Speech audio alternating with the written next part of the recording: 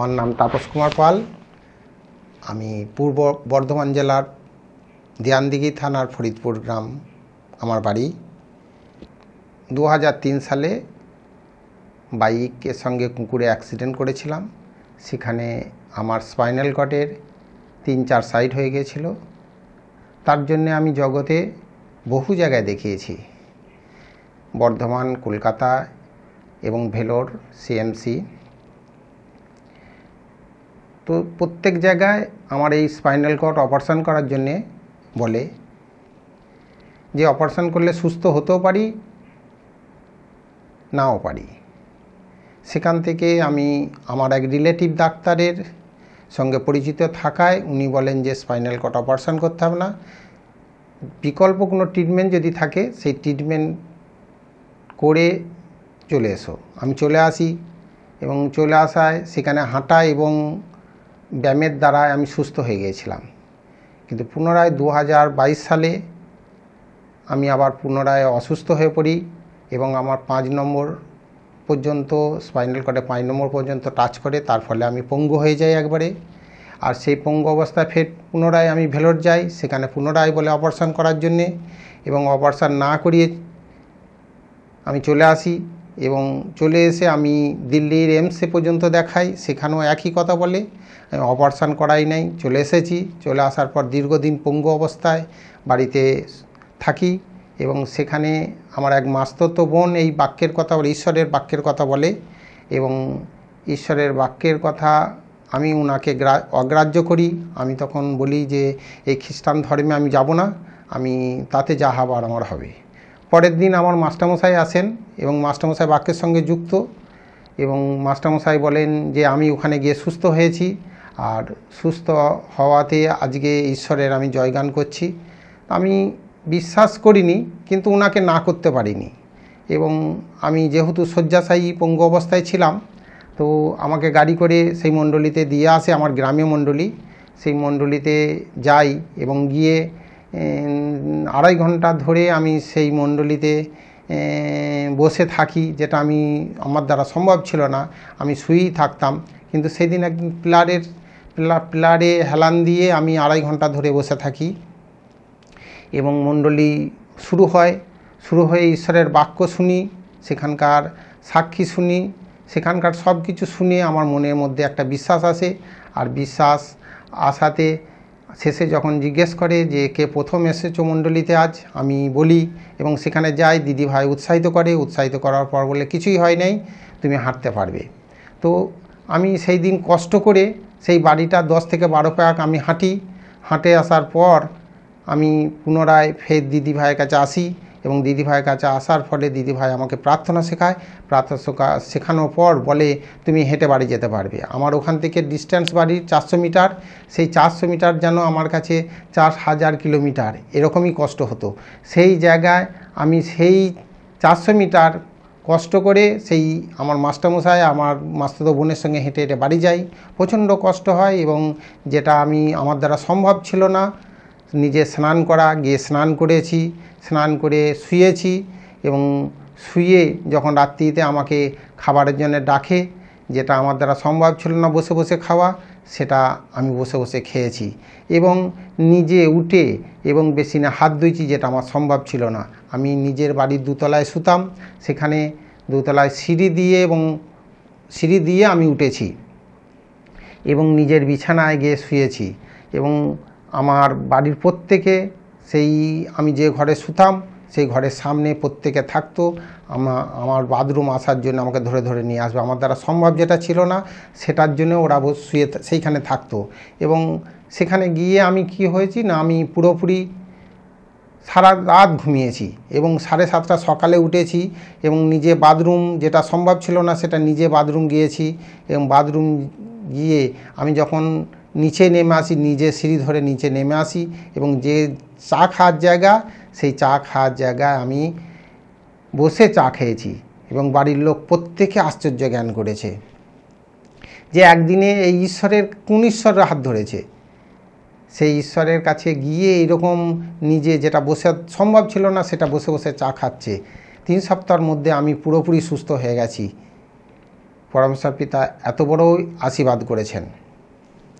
এর ফলে আমি কন্টিনিউ ঈশ্বরের বাক্যের সঙ্গে যুক্ত, এবং এখান থেকে আমি এসে বুঝতে পেরেছি যে ঈশ্বরকে আমি বিশ্বাস করেছিলাম, যেখানে খ্রিস্টান বলে আমি ওনাদেরকে না বলেছিলাম, সেখানে এই বাক্যে এসে বাক্যের দ্বারা যে সুস্থ হওয়া যায় সেটা আমি উপলব্ধি করতে পেরেছিলাম। এবং আমার দ্বারা পরমেশ্বর পিতা বহুজন এই বাক্যে আসে, এবং আমার বাড়ি প্রত্যেকজন বিশ্বাসী হয়ে এই বাক্যের সঙ্গে যুক্ত হয়েছেন, এবং তারাও এই মণ্ডলী করেন। এবং পরমেশ্বর পিতার আশীর্বাদে, পরমেশ্বর পিতার দয়াতে এখানে আমার বাড়িতেও জেস মণ্ডলী হচ্ছে, এবং তারাও আসে ঈশ্বরের এই বাক্যেতে, এবং প্রত্যেকে এই বাক্যের এসে তারাও সুস্থ হয়, এবং তারাও উপলব্ধি করতে পারেন যে ঈশ্বর পরমেশ্বর পিতার সান্নিধ্যে এসে যে সুস্থ হয় যা তারাও উপলব্ধি করতে পেরেছেন। পরমেশ্বর পিতাকে আমি 3 বছর চিনেছি। এই 3 বছরে আমি বুঝতে পেরেছি ঈশ্বরের আশীর্বাদ কতটা, যেটা আমার জীবন দিয়ে উপলব্ধি করতে পেরেছি। পরমেশ্বর পিতা যে সব কিছু সৃষ্টি করেছেন, এই পৃথিবী এবং জগদীস্থ সব কিছু ওনার সৃষ্টি। 6 দিনে সৃষ্টি করেছে, তারপরে মানুষকে সৃষ্টি করেছে।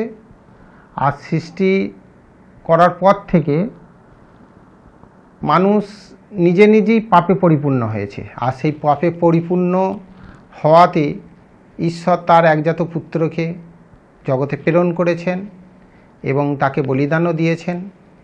বলিদানের সেই ফোঁটা ফোঁটা রক্তে মানুষ পরিত্রাণ পেয়েছে, পবিত্র হয়েছে, সেটা উপলব্ধি আমি করতে পেরেছি উনার বাক্যের দ্বারা। উনি সর্বদাই বলেন, যে কেউ আমাকে গ্রহণ করে সে বিনষ্ট হয় না, সে পরিত্রাণ পায়। যেটা আমার নিজের জীবন দিয়ে আমি উপলব্ধি করেছি। যে ব্যক্তি চলতে হাঁটতে পারতো না, সে আজকে চলছে হাঁটছে সব কিছু করছে, এবং বহু দূর দূরান্তে আমি যেতে পারি, আমার কোনো সমস্যা হয় না। সেটা একমাত্র পরমেশ্বর পিতা আর গুরু যিশুরই আশীর্বাদ। সেখান থেকে আমি বুঝতে পেরেছি যে ঈশ্বরের বাক্য কতটা মূল্য। ঈশ্বর সদা সর্বদাই আমাদেরকে শেখান যে আমার পুত্রের নাম থেকে যদি কেউ আমাকে চায়, আমি তাকে ফেরাই নাই। যেমন আমার জীবনে ঘটেছে, আমাকে উনি ফেরাননি। আমার তো শুধু আমি চলতে হাঁটতে পারতাম এরকমটি নয়, আমার শরীর গ্যাসে পরিপূর্ণ ছিল, যেটা সারাদিনে 2টো গ্যাসের বড়ি খেতে হতো। পিতার কাছে চাইনি, কিন্তু পিতার সান্নিধ্যে থাকে, উনার বাক্যে থাকাতে সেই গ্যাস আমার নির্মূল হয়ে গেছে। সেই গ্যাস আমার আর কোনো ওষুধ আমাকে খেতে হয় না। এবং শুধু এই নয়, আমার চোখের সমস্যা ছিল, আমি দূরের জিনিস কিছু দেখতে পারতাম না। তার জন্যে আমি বহু জায়গায় দেখিয়েছি, এবং সেখানে দেখানোর ফলে আমাকে পাওয়ারযুক্ত চশমাও দেয়, কিন্তু সেই চশমা আজকে আমার লাগে না। সেই চশমা আমি ছুঁড়ে ফেলে দিয়েছি। তা পরমেশ্বর পিতা এত আশীর্বাদ, পরমেশ্বর পিতা সদা সর্বদাই আমার জীবনে তো মহিমা সর্বদাই করে যাচ্ছেন, এবং উনার বাক্যর দ্বারা আমি সবসময় উপলব্ধি করতে পেরেছি যে উনি পরিত্রাণদাতা, উনি একমাত্র পরিত্রাণ আমাদের দিতে পারেন। উনি সদা সর্বদাই আমাদের মঙ্গল কামনা করেন। যে কোনো সমস্যা, আমার আর্থিক সমস্যা, আমার পারিবারিক অশান্তি, যে কোনো সমস্যা উনি আমাকে সেখান থেকে উদ্ধার করে নিয়ে এসেছেন উনার বাক্যের দ্বারা।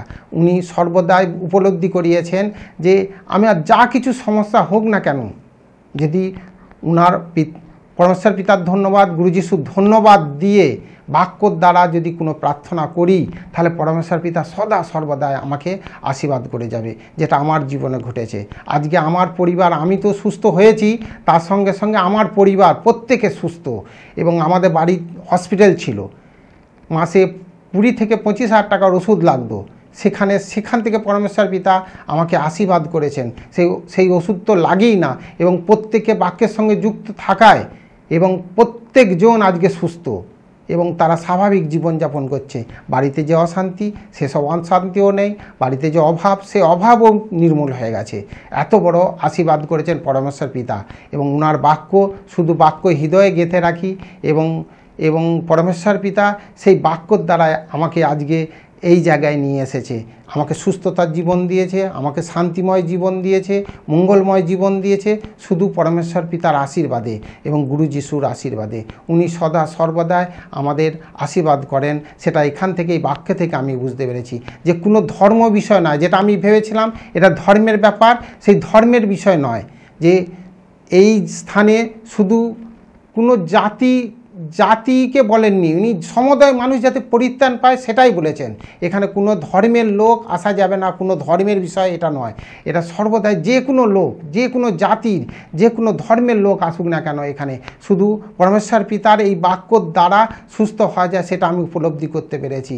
এবং এই স্থানে প্রত্যেকে আসেন এবং প্রত্যেকে সুস্থতার জীবন নিয়ে বাড়ি যান, সেটাও আমি উপলব্ধি করতে পেরেছি প্রত্যেকে সাক্ষীর দ্বারা। পরমেশ্বর পিতার কাছে আমার তো ইচ্ছা, আমি যেমন অসুস্থ থেকে সুস্থ হয়েছি, তেমন প্রত্যেক যারা অসুস্থ আছে তারা প্রত্যেকজন এই ঈশ্বরের বাক্যে আসুক এবং তারা এসে তারা সুস্থতার জীবন পাক, এটাই আমার ইচ্ছা। এবং আমার পরিবার দ্বারা, আমি এবং আমার পরিবার দ্বারা যেন আরও জগৎকে আরও পরিত্রাণের পথ দেখাতে পারি, এতটাই ইচ্ছা। পরমেশ্বর পিতাকে ধন্যবাদ। গুরু যিশুর নাম থেকে গুরু যিশুকে ধন্যবাদ। সকলকে নমস্কার।